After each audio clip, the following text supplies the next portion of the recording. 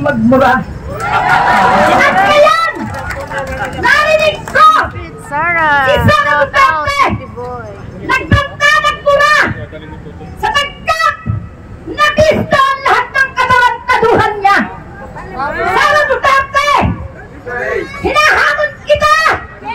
Patunayan mo ang mga aligasyon na hindi mo ginawa! Pero, malabo kang humarap sapagkat ang kinaiiral nyo ay ang pagiging dugong Duterte, dugong Verdugo, dugong adik, dugong barag, dugong baliw! Lahat nasa iyo na! Kung kaya't narito kami ngayon para i-impeach ka! Impeach Sara Duterte! Duterte, impeach! Maraming kasalanan si Sara Duterte sa atin! Hindi kailangan magtagal si Sara Duterte sa pagkakaupo sapagkat may mga kabataan tayo na naririyan. Sinasabi nga na ang kabataan kailangang mahalin, dulutan ng pagmamahal, dulutan ng magandang serbisyo, iwanan ng magandang legacy.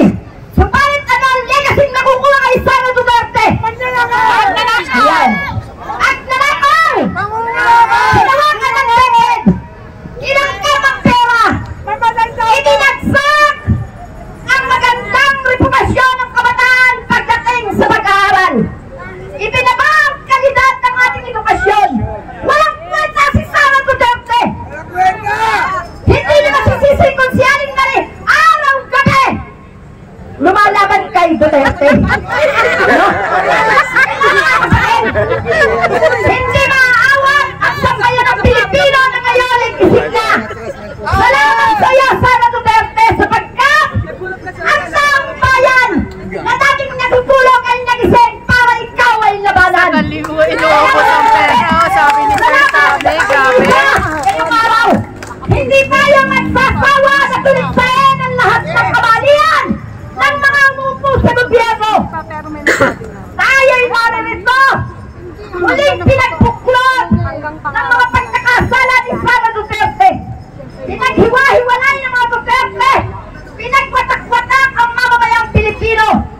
Subalit ngayon, Duterte din na magbubuo ito sapagkat walang isisigaw ng mga Duterte ang mga mamamayang Pilipino na pinaghiwa-hiwalay, kundi ang tatalsikin ang mga Duterte, lalo na si Sara Duterte.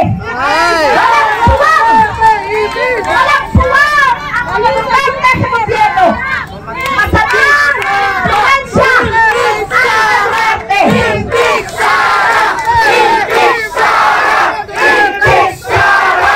Impeach Sara! Impeach Sara! Impeach Sara! Impeach Sara! Impeach Sara! Impeach Sara! Impeach Sara!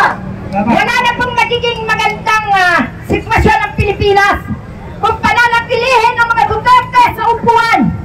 Darating ang panahon kung ang mga Duterte ay mamamalagi at di mga kabataan natin matututong magbanta, matututong pumatay, matututong magmura, magnakaw at nagdulot ng kahihiyan.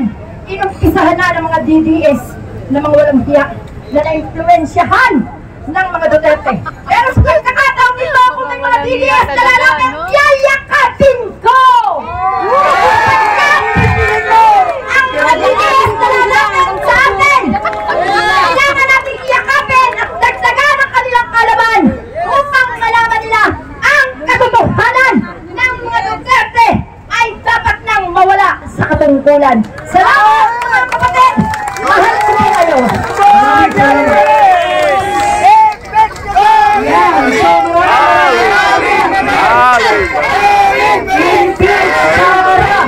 Impeach Sara!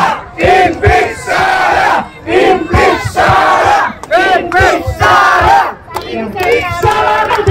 Bago po natin ituloy yung pagsasalita po ng ating mga vlogger, meron po muna tayong guest na ating iimbitakan dito sa stage. at ipapakilala po siya ni QLEX para tatanungin po natin siya tungkol po dito sa kanilang na-file na impeachment.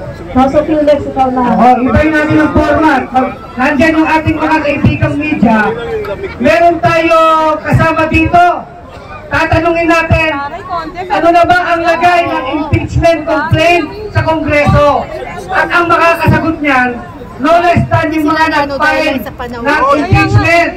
So pinapakilala natin, dumalo sa ating pagtitipon, si ACT Teachers Party List Representative Franz Castro. And magkakaroon po tayo ng question na sa mga media. Pati mga vlogger, you can ask questions. Ito na na-interview yan eh. So guys, no, andito si